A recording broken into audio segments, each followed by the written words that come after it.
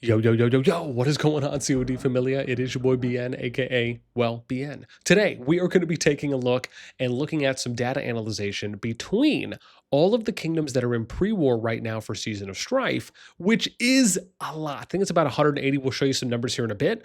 But everyone that's in pre-war, and a large group just came out from the Gen 1 pool on the 11th. So yesterday at reset, and you can see here, there's a lot more kingdoms.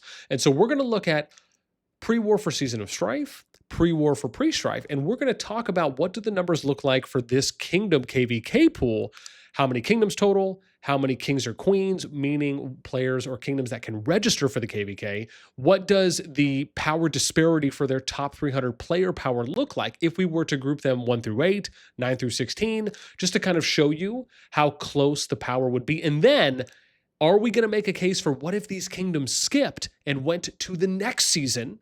And would the numbers be better? That's what we're going to be showing you off today. As always, if you enjoy the content, make sure you throw us up because it helps out a lot. Okay, so let's go right in and show you what I think are just some lovely, lovely numbers. And we're going to talk about which groups specifically are going in. So let's go ahead and get into it. Here, we end up having, and let me maybe just lower a tiny bit. Okay, that looks more sexy. So keep in mind, the season has not started yet, but there are currently 188 kingdoms that are in pre-war for both combined Season of Strife that we just looked at and pre-strife. Out of those 188, there are 135 kingdoms that have a king or queen. This was from what I collected as of, I think, on the 8th or 9th, so a couple of days ago. That comes out to about 72% of the kingdoms that could register. Now, the data I'm going to show you for top 300 power was pulled about a week ago, so 6 days ago on the 6th, or maybe 5.5 days ago-ish. Again, we'll do this again once the registration period finishes and no more players can come in to the kingdom via migration / it has ended. But these are the kingdoms here for how they look when we're taking a look at all the kingdoms that are currently in the pre-war phase, right? So this is those 188 kingdoms, and this is them ranked top down for how they look, again, as of about a week ago. And again, some of these probably have already changed because migration has opened. So some people have already migrated before that to kingdoms that were currently in pre-war. And then now that migration is open for all the kingdoms there that just came out as of yesterday, more migration is happening, and I'm sure it will continue. So again, these numbers will look different, but it is just to give you a snapshot of how these numbers look as of at least the 6th of February. And so you can see here that a lot of them are crowded. I have the skip thing. This is something I'll be doing too as well. I'm actually reaching out to all the kingdoms that are in pre-war that have a king or queen, and I'm asking them if they would skip the season to go into the next season with a larger pool. And I'm going to show you some numbers that I think advocate for that. But then I'll do another video that talks about and shares what those results are. Out of these 135 kingdoms, which kings and queens are interested, which ones are on the fence, which ones do not want to skip. I think that will be interesting too as well. So if you're watching this and you're a king or queen of any of these kingdoms and you haven't reached out to me, or sorry, and I haven't reached out to you yet, if you'd like to proactively reach out to me to let me know what you plan to do, that would be lovely. Otherwise, you'll probably get a message from me in-game or on Discord. As we continue, because I just want to show you all the numbers for how these kingdoms look. And again, as I said, I think we're going to end up going to about 135 for, or I should say exactly 135 for the amount of kingdoms that have a king or queen. And that's indicated by the king column here for J for the amount that have a blackout. That basically just means that they have a king or queen and or that they also have an alliance. That's listed there because that also shows when you do have a king or queen when you click on the kingdom from the server list. Okay, now let's take a look and look what happens if they skip. So this is kind of a mock draft that I did. So if they skipped, these are the kingdoms that you would see get into the next pool, and these are the end times. So you can see Winter is Upon Us, 27, Dragonfall 1 through 9. This is aside from the Season of Strife and pre-strife pre-war kingdoms that were already there. These two just entered. That's why the pre-war for Season of Strife and pre-strife are bigger right now from what we just showed you. Then on March 4th, you have Dragonfall 10 through 20, which is Gen 2.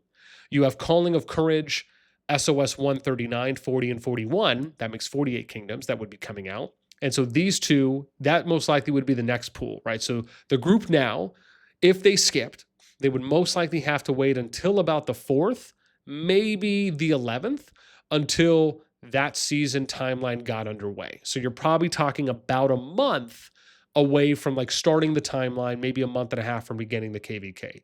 But what are the potential benefits here? You have arguably 135 kingdoms versus what could be 262 kingdoms. You could double. So there would be 364 kingdoms total if and let me be clear here. If these 135 kingdoms skipped, not all of the kingdoms can skip. Some of them will, but remember, if you've already skipped 3 times, you cannot skip again. So in this case, we're adding 135, we're adding the additionals here to what the current pool would be. So you're looking at 262 kingdoms that would have a king or queen that could register for basically the 3-4 or the March 4th KvK pool. That's nearly double the amount.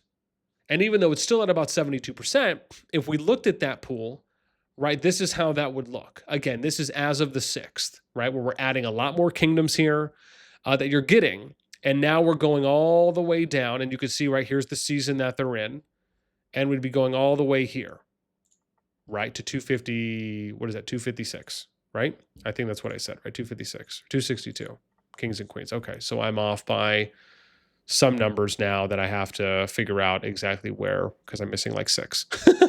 But you can see here. Now, let me show you this, which is what I think really is telling.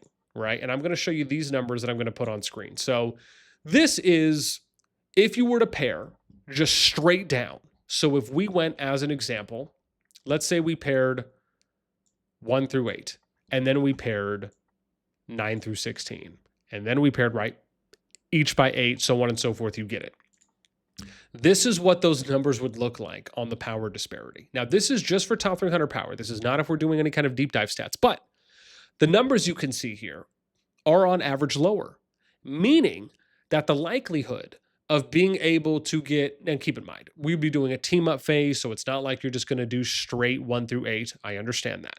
But this is just to speak more towards the fact that the opportunity there to have closer matchups with teams being formed. You also have the ability to have more teams being formed, which means that you'll have more pairing opportunities compared to only having 135 kingdoms. Now, most likely, if kingdoms have already skipped 3 or more times, or if it is their 3rd and final time, there is the chance that you'll still have more than 135 kingdoms in the pool right now that could still register. Right? We're only speaking to the kingdoms that have a king or queen that could proactively register.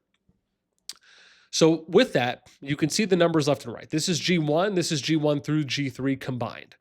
You see the number here, 1 through 20. This is the combined power differential. So this is the strongest kingdom versus the weakest kingdom if we went 1 through 8, right? Through each of these. And this is the differential between them, these numbers.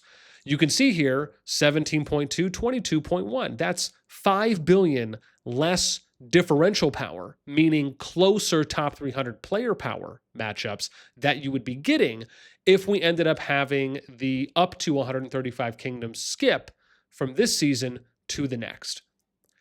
Personally, I think if you have a chance to double your kingdom pool, and yeah, keep in mind, if you have to understand, this is like a one-time thing. You're not going to have to do this every single time. You do it now, you double your kingdom pool, and then for however many of the next couple seasons, you have 262 kingdoms in your kingdom pool, right? So to me, I understand it is a decent amount of time, right? You're going to have to wait about a month before you would start your next KvK. But if you're waiting a month to then have all of your future KvKs have double the kingdom pool size, I would argue it's worth it. Instead of recycling for the most part and only having some new kingdoms being added in every cycle, right? And that's only if the CoD team doesn't try to align the timelines themselves. What we're really talking about here is more of a proactive choice and opportunity for the kingdoms to kind of control and take that control into their own hands, where they can choose for themselves, hey, if we all want to skip and go into this next massive kingdom pool, which could be the largest kingdom pool in the history of COD, I don't know, part of me feels like there's some value in that. So yeah, those are my thoughts on it. These are some early numbers on how things look. I got to figure out where I'm missing these other 6 kingdoms from, and hopefully it didn't turn out to be 256, because I'm pretty sure it ended up to be 262 unless I did a little small math add wrong. I'll double check that. But yeah, you guys let me know. After seeing this, we already know I can tell you there's a number of kingdoms that are already planning to skip, and some that haven't even publicly announced it yet that I know I've had the chance to speak to, at least from what I've seen out there. And there's some that are on the fence, and I can tell you there's some that don't want to skip. But the amount that do want to skip is the biggest from the limited amount of kingdoms that I've reached out to so far. So to me, I feel like it's a net positive, regardless if you are a top kingdom, if you're a mid-tier kingdom, or if you're a low-tier kingdom and just a little bit lower powered. The fact is the more kingdoms you have in the pool, the more chance you have to have multiple and more team options, and also to have more fair and balanced team matchmaking with who they pair your team with to another. And that's regardless of your power. The fact is if you have more options, you have less margins and less power differentials between those teams. So more options to me is really just better. But again, I'd love to hear what you guys think. Let me know in the comments down below. That's going to do it for me. As always, until next time, we'll catch you later.